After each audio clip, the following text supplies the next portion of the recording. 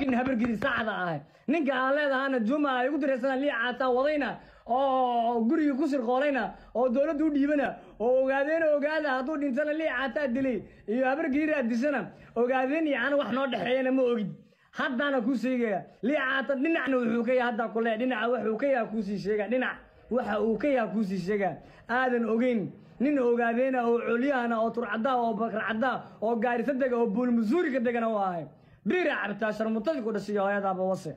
adba hooyadii waa inaysan hooyadii ka fiican taanaagna ku dhalay astaghfirullah hooyadii kiise deeruntaas ku sheegno ma dawlad baa noqday lii caata soo qabtay wuu waday birina waa la tooganaya birina sambaa la yeelaya ogaada ninkaas hadduu idinka dhinto oo la toogto lii caata ka dambeeyey war lii caata ma dawladda Soomaaliya xukumaa sootuu salame habeen horba sharciga soo istaagay la wareysanayay afhayeenka booliska wareysanayay maxay iga ogtaa aniga war waxaan waa ku qaxa wallahi warniyo biirka cabtiska dhaaf biira cabtaa sida Yuruba joogtay cabitaanada waaweyn ku raaxayso naagi oo naag ku dhalay mise waxa isleedahay adoo life ku jira gees u dhacaysa maxaa maqasheen baa ku yiri markii idinka waxaa maqan leedaheen in guriga qadarkii uu joogay ciidamo u soo daateen ragaana watay liima sheegin in dawlad wadatay liima sheegin in Muqdisho micnaha rag kale cusub ee dadka afduubtay inay ka soo baxeen Muqdisho waa caasimad liskuma afduubto awood uma lahan in qof micnaha aan gurigiisa in loogu tago laga wato cid awood u leh ma jirto Muqdisho waa la yaqaana amniga Muqdisho hadda taasoo noqdo waad aragteen amniga Muqdisho hadda aad u adkaaday caasimadda amnigeeda aad u adkaaday tii aniga igu soo dhacdan afduum waan idin xaqiijiyay afayeenka booliska hortiisa ka soo muuqdaba Soomaha laakiinse waxaan rabaa inaan idin sheego marka koolka saarnaa waan yaabay markii la ii sheegay ninkii Juma ahaa inuu Muqdisho joogo oo gurigii qadar rag ay kala baxeen oo la laayahay meel allaala iyo meel loola carar iyo meel la geystay okay si loo wada hadlayay yar kamid aha dhalinyarada markaasi anaga groupkan la saarneed ee aan u maleynay inay Muqdisho joogaan koolka badan telefoonka wax yar live ku jira in dhalinyaradii anaga koolka la saarneed mid kamid ah wuxuu yiri 10 daqiiqo hal isugo aniga soo xaqiijinay koolkaasi saarneen arrinkaasi fahmayay waa la soo ogaaday wiilkii uu nagu soo noqday wuxuu yiri ninkii Juma ahaa waxa uu ku xiran yahay CID da magaalada Muqdisho ayuu ku xiran yahay ani waaba shoogaba waxa isir goorma Muqdisho soo gala Juma maxay tahay dilkan iyo waxaan hadana la sheegayo taas la yaabo idinka hadarta saciid daawaneysaan saa ula yaabantihiin anigana markaas ula yaabay sidii wax u jiraan ogowna wali dawladda marka habeenkaas yarkaas uu soo hadlay groupka dib u soo laabanayo oo dhahayo waa soo xaqiiqsaday CID uu ku xiran yahay ogow aniga wali waxa igu taagnaa micnaha ninkan walaalka wax laga sheegay marunba mudil buu soo geystay مسوي اسك سعودي ما موضوع كان نقطة هذا وياه مركي لسوء حقيقي الله CID ذا أيوني كاسي جوجا وكحرية هاي الدولة دنا ولي مصابن ديجين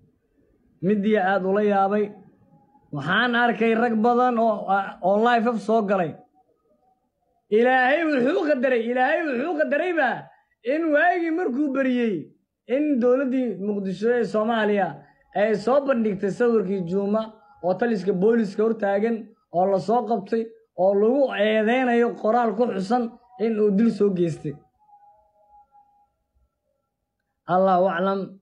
horta xaqiiqda aniga iyo Juma ay idin sheegaya aniga iyo Juma waxa isku baranay Kenya isku baranay nin walaalanayn saaxiibo ah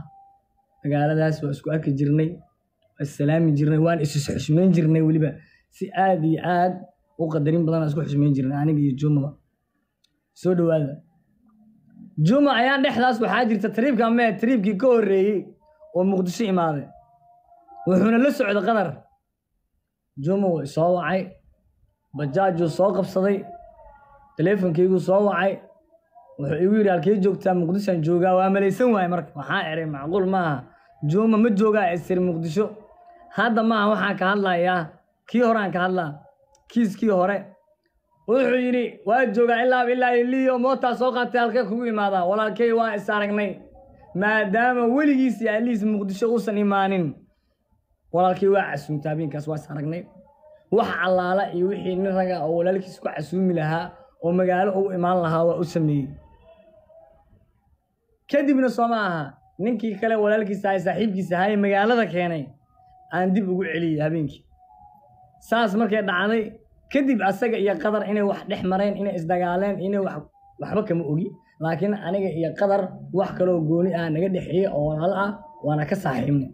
ninkii Juma ahaa ayaan dhexdaas kiiskii hore markaan baaray waxaa maqlay inuusan magaaladan Muqdisho la qabsan karin sidaa darteen ah loo xareeyay kadibna diyaarad loo saaro Kenya loogu celiyay marka sababta asaga loo hayay ee diyaaradda loo saaray ma xabsi buu ku jiray ma xabsi guri buu ku jiray ma amar la siiyo guriga ka bixin ba inta warka ma hay laakiin waxa idin micnaha idin xasuusinaya in tripkii hore markuu Juma Muqdisho imaanayay inuu habeenkii maqribkii markuu saas ay Muqdisho u imaadeen in Juma uu soo wacay mooto uu soo qabsaday is aragnay nin walaalkiisa sidoo casuumi lahaa magaaladiis lagu imaadana waa uu casuumay Juma ma fahmaysiin kadib asaga iyo qadar wixii dhex maray aniga ma ogi Juma si degdeg waxa arkay Nairobi tagay live soo galay hadlay Juma markaas magaciina qadar soo qaadin magaci liicatana soo qaadin ku soo gabagabay hadalkiisii wax xasuustaa Nairobi waatan waan joogaa waan dhex fadhiyaa ana la imaan doonaa oo dhan